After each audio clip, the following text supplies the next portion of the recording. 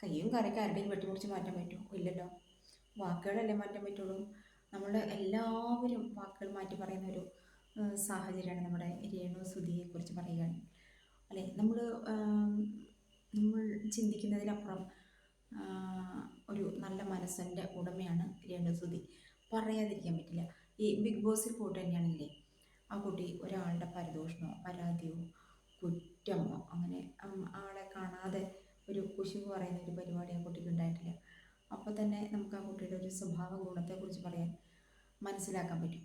അതുപോലെ തന്നെ ചോദിച്ച് പറഞ്ഞ് അത് അവിടെ നിന്ന് ഇറങ്ങിപ്പോകുന്നതാണ്.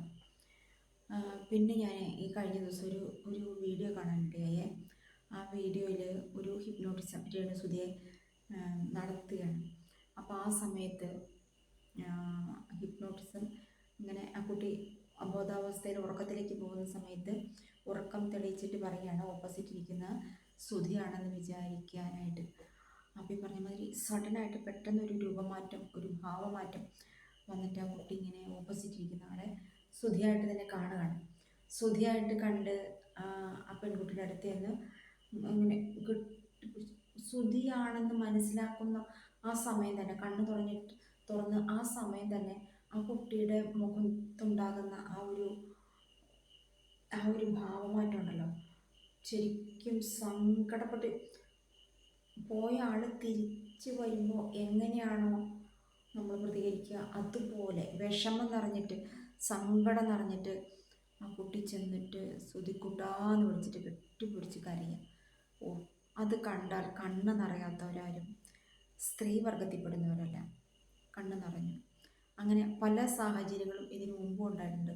രേണു സുധിയെ നമ്മൾ കാണുന്ന സമയത്ത് കണ്ണ് നനയിക്കുന്ന ചില മുഹൂർത്തങ്ങൾ. അതിലൊന്നായിരുന്നു ആ ഹിപ്നോട്ടിസത്തിൽ കൂടി നമ്മൾ കണ്ടത്. ആ വീഡിയോയുടെ താഴെ വന്ന കമൻറ്റുകളെല്ലാം ഒരെണ്ണം പോലും രേണുവിനെതിരായിട്ട് വന്നില്ല കേട്ടോ. അത് വളരെ ഒരു സ്വാഗതാർഹമായ ഒരു കമൻറ്റ് ബോക്സായിരുന്നു. എന്ന് പറഞ്ഞ പോലെ അത് ഫസ്റ്റ് വീട്ടിലേക്ക് ബിഗ് ബോസിൽ നിന്ന് വരുന്ന സമയത്ത് ഋതപ്പിന് വേണ്ടി മിഠായി വാങ്ങി വന്ന് അത് കൊടുത്ത് ആലിംഗനം, അതൊക്കെ നമുക്ക് സഹിക്കാൻ പറ്റാത്ത ചില മുഹൂർത്തങ്ങളാണ് എന്ന് തന്നെ വേണം പറയാനായിട്ട്. നല്ലൊരു പെൺകുട്ടിയാണ് രേണു സുധി. ജീവിക്കാൻ വേണ്ടി പെടുന്ന പെടാപ്പാട് അത് മനസ്സിലാക്കാൻ എല്ലാവർക്കൊന്നും ചിലപ്പോൾ സാധിച്ചെന്ന് വരില്ല. എങ്കിലും തെറ്റ് പറഞ്ഞവർ പോലും തിരുത്തി പറയുന്ന സമയങ്ങളാണിപ്പോൾ നടന്നുകൊണ്ടിരിക്കുന്നത്. ഒരുപാട് പേര് തിരുത്തി പറഞ്ഞു. ഞാൻ ബിഗ് ബോസിൽ ചെന്ന് കണ്ടതിന് ശേഷം ആണ് രേണു ഇങ്ങനെയൊരു കുട്ടിയാണ് എന്ന് മനസ്സിലാക്കിയത്. ഞാൻ ഒരുപാട് ഇഷ്ടപ്പെടുന്നു എന്ന് പറഞ്ഞിട്ട് കുറേ കമൻറ്റുകൾ ഇപ്പോൾ കോരി വന്നുകൊണ്ടിരിക്കുന്നുണ്ട്. അതിൻ്റെ ഇടയ്ക്ക് ഞാൻ മറ്റൊരു വീഡിയോ കണ്ടു. മറ്റേ ഒരു ഹെയർ ട്രീറ്റ്മെൻറ്റൊക്കെ നടത്തിയിരുന്നല്ലോ രേണുവിന്. ആ ലേഡി അത് ചെയ്ത ആ ലേഡി രേണുവിനെ കുറിച്ച് വളരെ നെഗറ്റീവായിട്ട് സംസാരിച്ചു വന്നു. പക്ഷേ ഞാൻ അപ്പോഴും ആ കമൻറ്റ് ബോക്സ് നോക്കി. വയറ് നിറച്ച് കൊടുത്തിട്ടുണ്ട് ആളുകൾ ആ സ്ത്രീക്ക്. നിങ്ങൾ എന്തിനാണ് രേണുവിനെ കുറ്റം പറയുന്നത് എന്ന് പറഞ്ഞിട്ട്. അതുതന്നെ നമ്മൾക്കൊക്കെ തിരുത്താം. നമ്മൾ ഇതുവരെ നമ്മൾ രേണുവിനെ എന്തെങ്കിലുമൊക്കെ പറഞ്ഞിട്ടുണ്ടെങ്കിൽ അതിനൊക്കെ ഒരു മാറ്റം വരുത്തി എല്ലാവരും ആ കുട്ടിയെ സ്നേഹിക്കുക, കുറ്റം പറയാതിരിക്കുക, സപ്പോർട്ട് ചെയ്യുക. ഇത് പറയാൻ വേണ്ടി ഞാനിപ്പോൾ വന്നത് കേട്ടോ. ആ ഹിപ്നോട്ടിസത്തിൻ്റെ വീഡിയോ കണ്ട് കരയാത്തവരാരും ഉണ്ടാവില്ല. അങ്ങനെയാണ് എല്ലാവരും പറയുന്നത്, കരയിച്ച് കളഞ്ഞു എന്നുള്ളത്. അപ്പോൾ ആ കുട്ടി ആരെക്കുറിച്ചൊരു കുറ്റവും പറയുന്നില്ല കേട്ടോ. ചുമ്മാ പൊട്ടിത്തെറിക്കും.